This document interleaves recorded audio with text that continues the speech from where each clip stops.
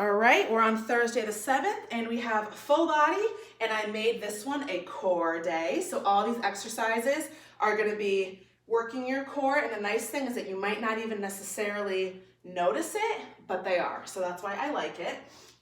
So we've got 4, 5, or 6 rounds, kneeling chops, weighted sit-up, overhead hold circles, V-sit with single alternating chest fly. So these are not ones we commonly do if you've been with me before. Kneeling chops. So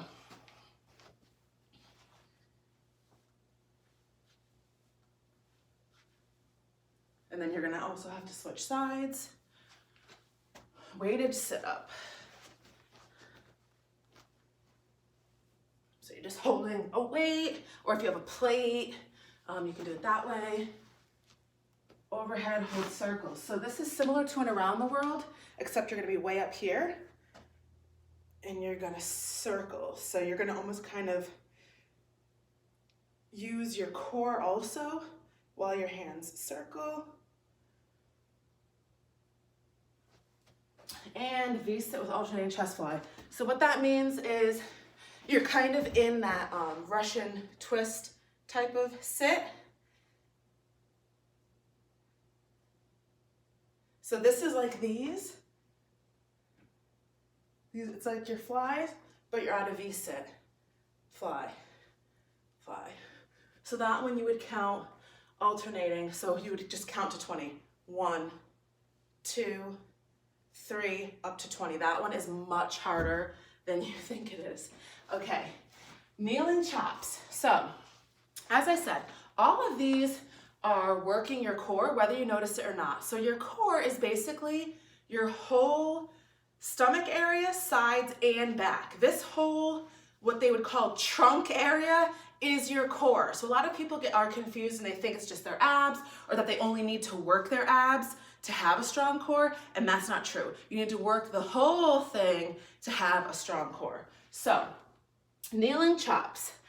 This one, I find the only thing that's difficult about it is you can really only go as heavy as your hands are large enough to hold the weight, because you have to hold it on the ends. So like, I can use my 10-pound one. I probably couldn't use my 15-pound one because my fingers just wrap around this nicely where I know it's not gonna fall out of my hand.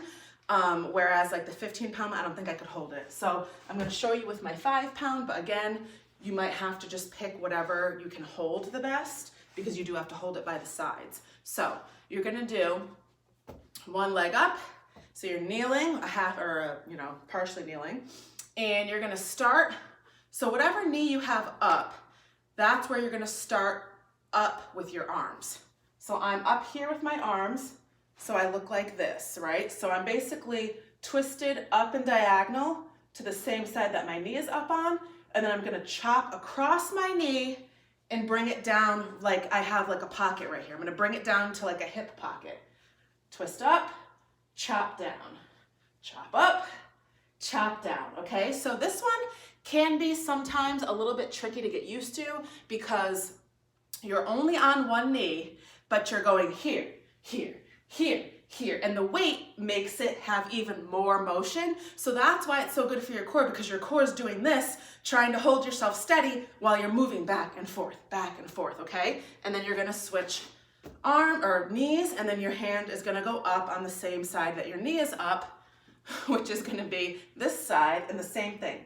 Chop across, chop up, chop across, chop up, chop down, up, down, up, down, up. So again, the weight is gonna play a factor. You wanna make sure you can hold on to it. You're not gonna be worried that it's gonna wobble away. You wanna make sure that's not too heavy, because the motion itself is tricky on its own, and then adding weight only makes it harder, okay? So that's your kneeling chop. And then we have weighted sit up. So as I was saying, you could use a weight. You could have, like, if you have a plate that would go on like a barbell, you can hold the plate, however you want to do it.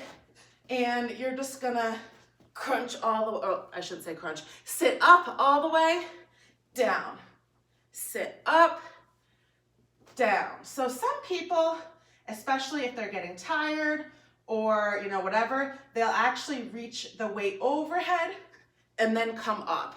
They'll reach over and up. I always try to like keep it like on my chest, so that way it's like the weight is added to my body versus like holding it out. But at the same time, it's difficult to do a sit-up with nothing. Like usually, I don't know if you had to do these in middle school or whatever it was, or even in high school, you'd have like somebody like step on your feet, or you could put your feet like up under something. So it's really actually difficult to do a sit-up just like having nothing holding your feet, and then it makes it harder to hold the weight in your hands. So if you're finding it's just too difficult, or like you're whatever, you can just change it to like a weighted crunch. So I put the weight right on my chest and just crunch up, crunch, crunch. So crunch is where your shoulders just come off the ground. Sit up is where you do a full sit, okay? So whichever one you can make work better, do that one. And then we have overhead hold circles. So like I was explaining briefly, I'll grab my 10-pound. This one seems a little bit similar to the around the worlds, except this one, so the around the worlds works a lot of your shoulder and your traps, like this whole area, by extending up your arm. Not only are now you working more of your arm, but again, whenever your arms are above your head and something is moving, your core is constantly working to keep your body where it is. Because again, the farther away everything is from your center, the harder it is to do. The closer everything is, the easier. So that's kind of a way to think of it if you're ever confused too.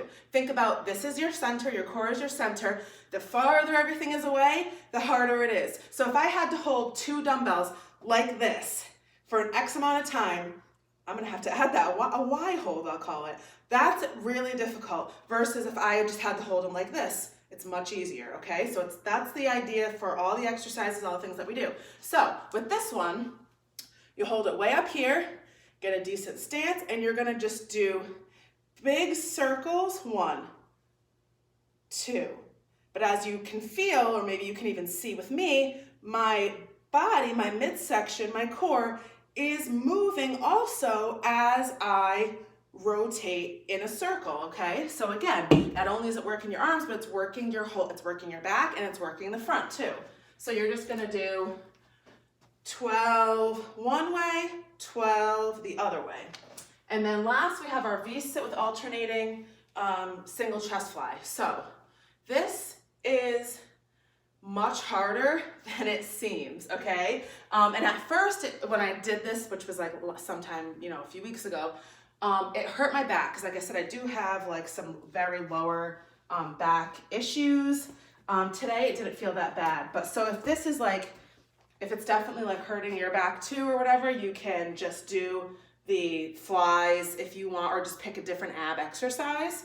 But so you're basically gonna be in like a Russian twist sit, okay? So you're kind of like on your heels, you're kind of leaning back. So you're gonna take your weights, so like with this one I used 5, that's what I'm gonna use, and like if you have even lighter, you might even wanna use lighter. I found this one really difficult. So you're in that stance, and what I was explaining too is that this is what you, normally when we do chest flies, we either do double and it looks like this, or we do single and it looks like this. So that is what we're doing, except we're seated instead of laying down. So we're in our kind of weird V-sit with like our Russian twist, and you're gonna have, but you might wanna make sure that your arms are bent. You don't want them way up here because that's just even more hard. So you want them to be kind of bent, and you're gonna lower 1 to the side, meet in the middle, lower the other one to the side, 2, side 3, side 4, side 5. So I'm keeping my arms bent. 6, 7, 8, 9. I can feel my abs working, okay? So it is difficult. You wanna make sure that you're thinking about pushing your chest up. It's difficult, but you wanna make sure that you're not sunken like this. You don't want your back to be round. You wanna try to keep that back up straight, so don't do this. Think about keeping your chest up. 1, 2, 3. Like when I was doing this and I was getting toward my end rounds, I had to like take a break in between my reps because I honestly found it that difficult. So again, it might not seem tricky, but you will feel your core working while you're doing it. So that is your Thursday, the 7th.